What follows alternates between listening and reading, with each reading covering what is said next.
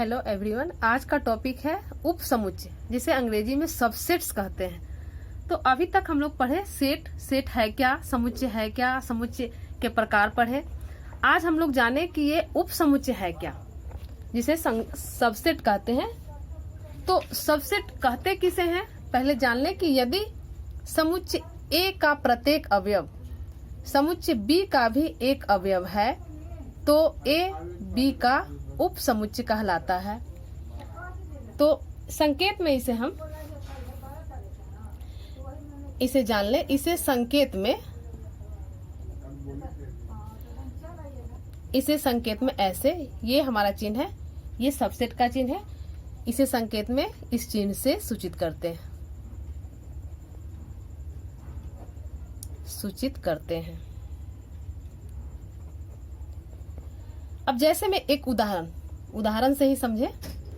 जैसे ले लेते हैं कि अगर a बराबर है, a बराबर ले लिए, कुछ भी अंक ले ले हम, 2, 3, 4, और b बराबर ले ले 1, 2, 3, 4। अब देखिए यहाँ पर a का प्रत्येक अवयव, तो a का अवयव यानी 2, 3, 4, प्रत्येक अवयव यानी सब 2, 3, 4। b का भी एक अवयव है तो b में भी ये है 2, 3, 4। तो हम इसे क्या कहेंगे, ए बी का उपसमुच्चय, यानी यहाँ पर इसे हम ऐसे लिखेंगे, A is a subset of B. A B का उपसमुच्चय है, यानी A is a subset of B. दूसरा उदाहरण ले लेते हैं कि अगर मान लेते हैं बी बराबर है ए बी ले चुके हैं, सी ले लेते हैं। सी बराबर अगर ए बी सी है और डी बराबर अगर हम ले लें, डी बराबर ले ले बी सी डी ई। अब यहाँ क्या देख रहे हैं, ए बी सी, इसमें बी सी है लेकिन ए नहीं है, बी सी है ए नहीं है, तो यह जो है हमारा सी डी का सबसेट नहीं है। तो इसे हम ऐसे लिखेंगे, सी और सबसेट के चिन्ह में थोड़ा सा अंतर लिखेंगे। C is not subset of D, यानी सी डी का सबसेट नहीं है। अगला एग्जाम्पल लेते हैं, एक तीसरा एग्जाम्पल लेते हैं। मान लेते हैं कि ए जो है कक्षा 10 के, ये ले लेते हैं कक्षा 10 के सेक्शन ए के छात्रों का समुच्चय।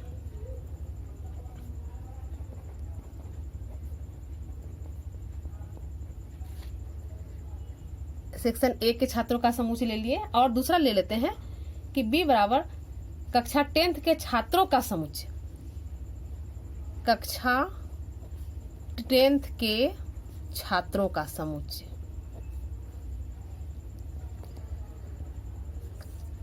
छात्रों का समुच्चय। तो इसमें क्या देख रहे हैं कि देखिए, ए सेक्शन ए कक्षा 10th के सेक्शन ए के छात्रों का समुच्चय, और बी हमारा है कक्षा 10th के छात्रों का समुच्चय। तो कक्षा 10th का जो छात्र हुआ उसमें सेक्शन ए ऑलरेडी है उसमें, तो इस तरह के समुच्चय को हम लिखेंगे कि A is a subset of B, यानी ए का जो छात्र है वह बी के छात्र में मौजूद है, यानी ए का टोटल अवयव बी में है, इसलिए इसे हम कहेंगे कि A is a subset of B. अब एक चीज हम लोग जान ले कि यदि A is a subset of B, अगर ए सबसेट है बी का, ये अलग चीज लिख रहे हैं, ए सबसेट है बी का और बी अगर सबसेट है ए का, इसका मतलब हुआ कि ए का जो मेंबर है वह बी में है और बी का जो मेंबर है टोटल वह ए में है, यानी दोनों में बराबर है, यानी यह इंप्लाइज करेगा कि ए बराबर बी। तो इससे हमारा कंसेप्ट यह निकल कर आता है, ए बराबर बी, यानी ए में जो मेंबर है वह बी में मेंबर है, यानी ए खुद का भी स्वयं का भी जो है उपसमुच्चय हो सकता है। तो हम कह सकते हैं, हम लिख सकते हैं यहाँ पर एक पॉइंट कि प्रत्येक समुच्चय स्वयं का उपसमुच्चय होता है। ये एक्सरसाइज बनाने के लिए याद रखना पड़ेगा, प्रत्येक समुच्चय स्वयं का उपसमुच्चय होता है, स्वयं का उपसमुच्चय होता है। अर्थात इसे हम लिख सकते हैं ए इज ए सबसेट ऑफ ए। दूसरा पॉइंट याद रखेंगे कि रिक्त समुच्चय, चूंकि रिक्त समुच्चय में कोई अवयव नहीं होता है, हम लोग जानते हैं, तो इसलिए हम कहेंगे कि फाई यानी इसको ऐसे रिक्त समुच्चय, रिक्त समुच्चय में एक भी अवयव नहीं होता है, हम लोग पढ़ चुके हैं पीछे। तो फाई प्रत्येक समुच्चय का उप समुच्चय होता है। फाई प्रत्येक समुच्चय का उप समुच्चय होता है।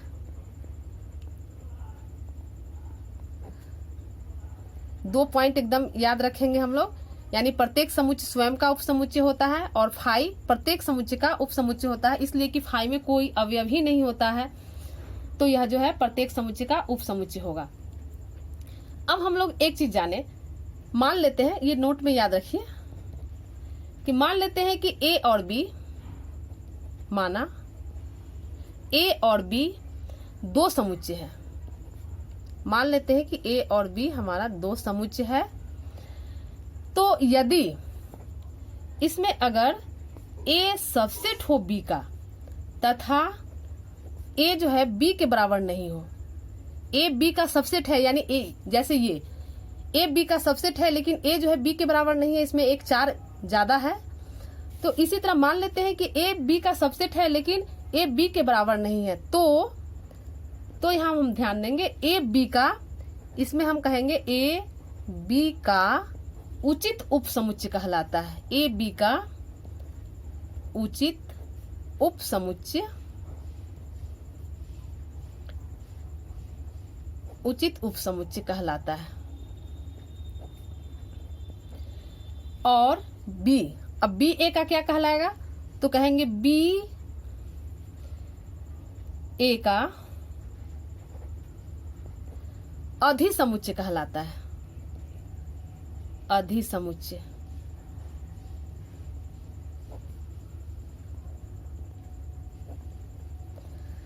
यानी इस पॉइंट को याद रखेंगे कि अगर ए बी का सबसेट है और A is not equal to B है, तो ए बी का उचित उप समुच्चय कहलाएगा और बी ए का अधिसमुच्चय कहलाएगा। तो इस चीज को हम लोग याद रखें। और जैसे उचित उप समुच्चय के लिए तो बता भी चुके हैं, यहाँ जैसे देख लीजिए कि लेते हैं ए बराबर अगर ले लेते हैं 1 2 3 और बी बराबर ले लेते हैं 1 2 3 4 5, तो यहाँ पर चूंकि यहाँ A is subset of B already है यह, तो कहेंगे यहाँ पर इसको हम कहेंगे कि ए बी का उचित उप समुच्चय है, उचित उप समुच्चय है। अब हम लोग पढ़ेंगे वास्तविक संख्याओं के समुच्चयों का उप समुच्चय। तो वास्तविक संख्याओं के समुच्चयों का उप समुच्चय, वास्तविक संख्या हम लोग पढ़ चुके हैं, जानते हैं, यहाँ थोड़ा सा ध्यान देने की जरूरत है कि वास्तविक संख्याओं के समुच्चयों का उप समुच्चय। तो इसमें पहला प्राकृत संख्याओं के समुच्चय को हम लोग ऐसे लिखते हैं, n बराबर 1 2 3 डॉट डॉट 3 डॉट देकर छोड़ते हैं, चूंकि पहले हम पढ़ चुके हैं, इसे कर चुके हैं। पूर्णांकों के समुच्चय को हम लोग z से सूचित करते हैं, जहाँ की z बराबर हमारा हो गया डॉट डॉट करके चलेंगे, -3 -2 1 0 1 2 3। परिमेय संख्याओं के समुच्चय को q से सूचित करते हैं, जहाँ x सच दैट जो है x बराबर p/q, यानी हम लोग परिमेय संख्या को p/q के फॉर्म में लिखते हैं, जहाँ pq बिलोंग करेगा z में, यानी यह जो है एक पूर्णांक होगा और q is not equal to 0। पूर्णांक कह रहे हैं लेकिन यहाँ पर कह देना आवश्यक है, चूंकि पूर्णांक में यहाँ 0 आता है, इसलिए यहाँ यह कह देना आवश्यक है कि पूर्णांक तो है लेकिन q का वैल्यू 0 के बराबर नहीं होगा। और चौथा अपरिमेय संख्याओं का समुच्चय। तो अपरिमेय संख्याओं को हम t से सूचित किए, यहाँ पर ले लिए t बराबर x such that x belong in r और x is not belong in q। अब देखिए अपरिमेय संख्या है तो r, चूंकि r में परिमेय संख्या और अपरिमेय संख्या दोनों इसमें सम्मिलित है, तो जब x बिलोंग कर रहा है r में, तो यहाँ कह देना आवश्यक होता है कि x नॉट बिलोंग q, यानी x जो है परिमेय संख्या में बिलोंग नहीं कर रहा है, चूंकि यहाँ अपरिमेय संख्याओं का समुच्चय ले रहे हैं। तो इसे हम ऐसे लिख सकते हैं r माइनस q, यानी ये रियल नंबर यानी वास्तविक संख्या में से अपरिमेय संख्या को, वास्तविक संख्या में से परिमेय संख्या को छोड़कर, अर्थात वह सभी वास्तविक संख्या जो परिमेय नहीं है, यानी r में से वास्तविक संख्या में से हम परिमेय संख्या को छोड़ दिए। तो अब हम लोग जानते ही हैं कि t का क्या क्या मेंबर होता है, यानी ये समझने के लिए लिख देते हैं। t का अवयव हमारा हो जाएगा, t का अवयव ये मानने समझने के लिए लिख रहे हैं। √2 भी हो सकता है, 3 भी हो सकता है, √5 भी हो सकता है, और बहुत सारा पाई भी हो सकता है, आदि बहुत सारा हो जाएगा। तो हम अब यहाँ देखिए, अब यहाँ सबसेट के रूप में चूंकि लिखना है तो हम लिख सकते हैं n is a subset of z, चूंकि नेचुरल नंबर है और यहाँ z में यहाँ ऑलरेडी है 1 2 3, यहाँ नेचुरल नंबर यहाँ से है, तो यहाँ n is a subset of z और z इज ए सबसेट। और अब इसे लिख सकते हैं z is a subset of q, ये z खुद स्वयं जो है सबसेट हो जाएगा q का, इसलिए कि ये q चूंकि टोटल परिमेय संख्या है और ये हमारा जो भी पूर्णांक है यह सब एक परिमेय संख्या है सबके, चूंकि यह सब p बाई q के फॉर्म में है, तो हम कह सकते हैं कि n is a subset of z और z is a subset of q। अब q is a subset of r लिख सकते हैं, चूंकि q परिमेय संख्या है और r में परिमेय और अपरिमेय दोनों है, तो q is a subset of r। हम t को भी, t जो अपरिमेय संख्या लिए है, t is a subset of r लिख सकते हैं। और ये हम लिख सकते हैं n is not subset t, n कभी t का सबसेट नहीं होगा, क्योंकि n एक नेचुरल नंबर है तो वह कभी भी सबसेट नहीं हो सकता है। अब हम किसी समुच्चय का उप समुच्चय कैसे लिखेंगे?